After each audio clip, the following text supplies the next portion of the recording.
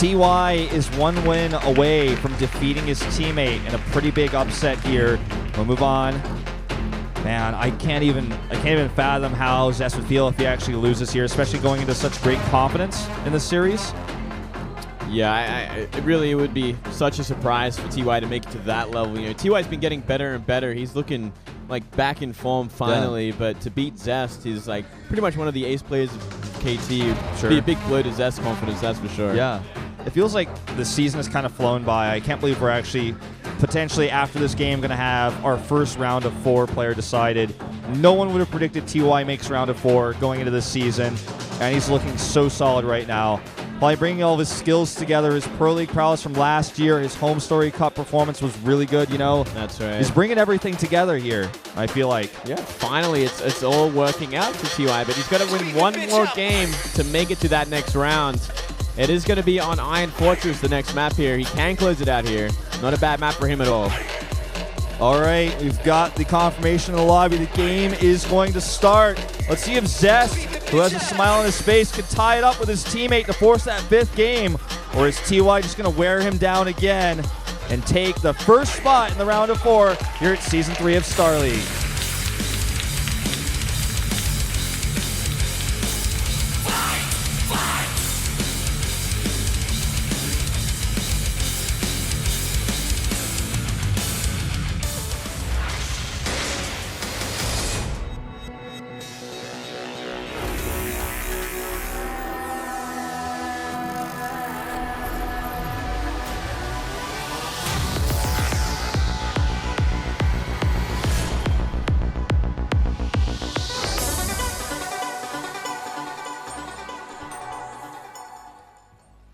One win away from a round of 4.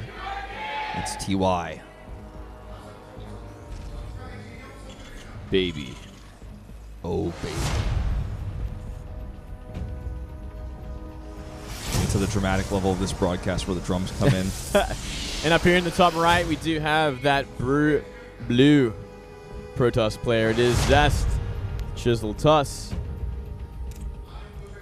Yeah, it is in this series that his teammate takes the chisel and the hammer and wears his army away and wears his next eye away. And he's just fallen in the early game.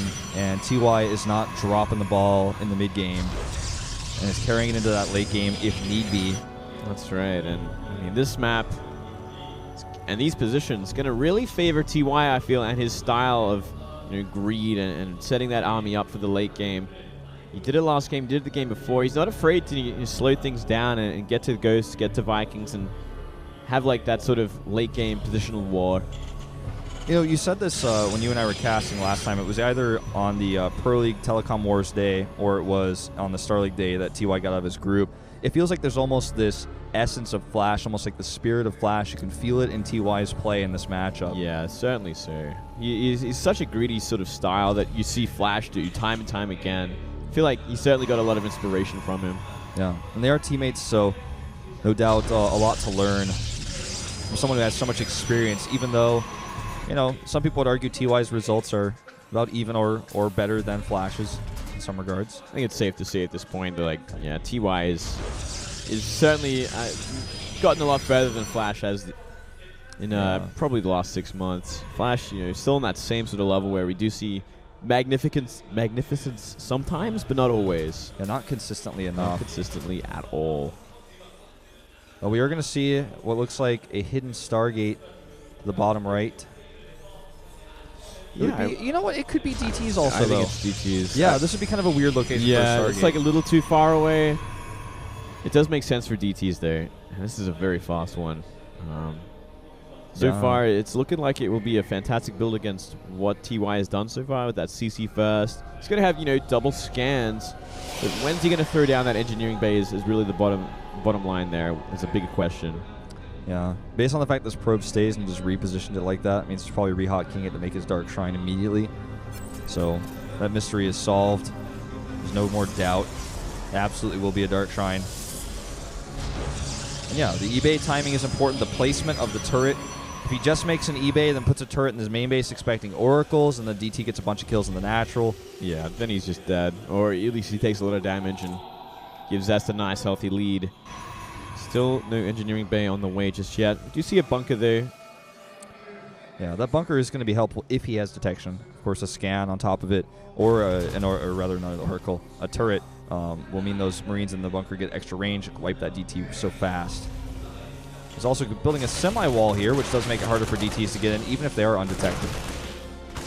So actually trading really well with these Marines before that bunker is done. He actually might get one. Give me a 1. All right, still no alarm signs are going off for TY. Just continuing with his build. He scattered those stalkers at the front. He's going straight into stim with that 3 racks. If he thinks it's going to be Blink, he's going to be sorely mistaken. This wall is almost tight, though. If he actually tightens the wall, this is going to be a big problem. He's looking for it. Yeah, you know, it's almost like he's just going to use this as his answer. He did just drop a mule, though, which is a big problem. I don't think he has one in the main base. Can you check that for me?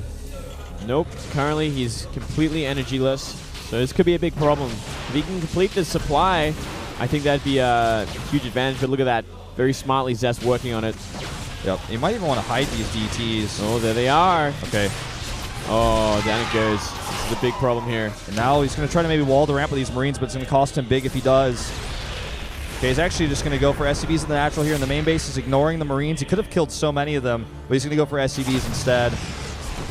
3 engineering bays going down, by the way, just to be sure. Just to be sure. He's also walling with them at the natural to prevent additional DTs from coming inside. This is just too much damage.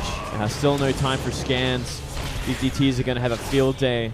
They're actually going for stim. I think probably should just go for SCVs. I mean, you can go for whatever you want right now. You got so much time in your hands.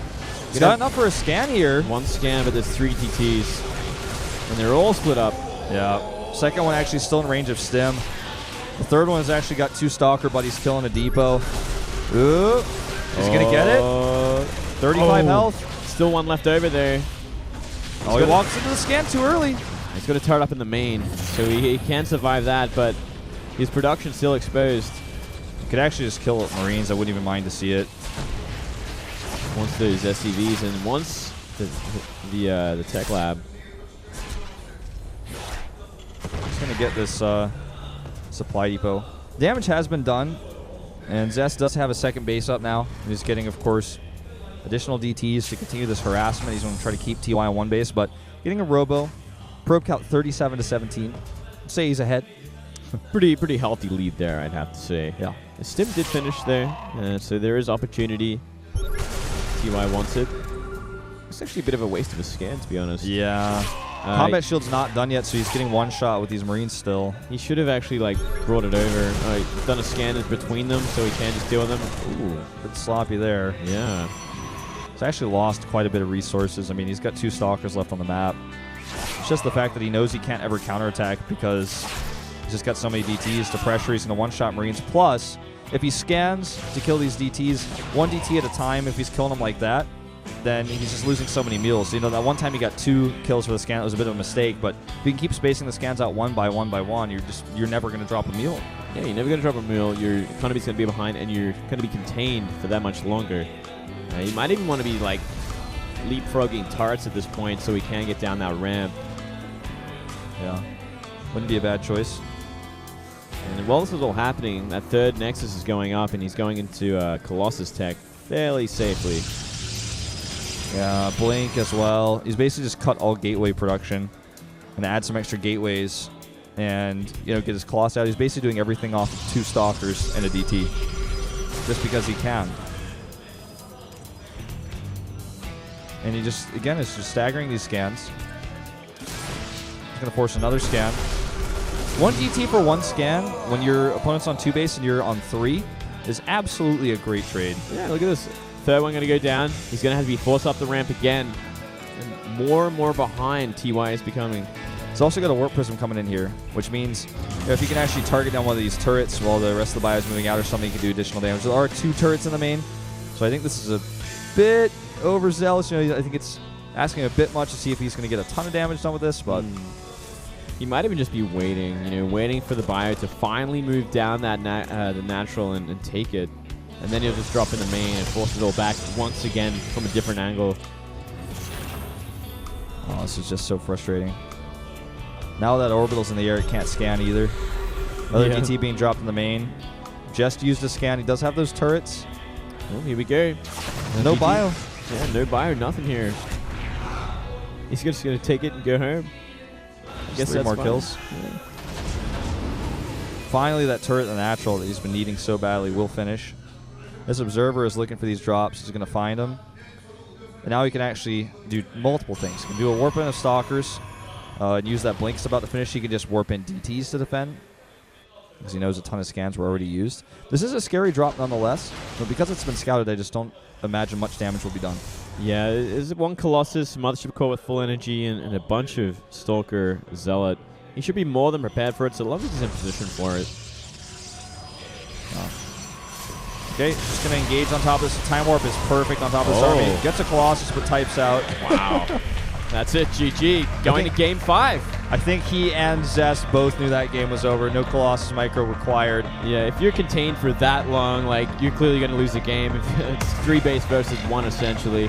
I have to say, Moonglade, team kill games do not usually look like this. Yeah, it seems like both players are actually really trying to win this. Despite, the fact that TY is on his last legs in terms of BlizzCon, Zest is having none of it. He wants to win this. He wants to go all the way. Yeah, it's like that's your own personal problems, man. I want this tournament just as much as you do. I like that. I think that's the way it should be every time. Absolutely. Fighting tooth and nail for these Star Leagues. It feels like I would have expected, based on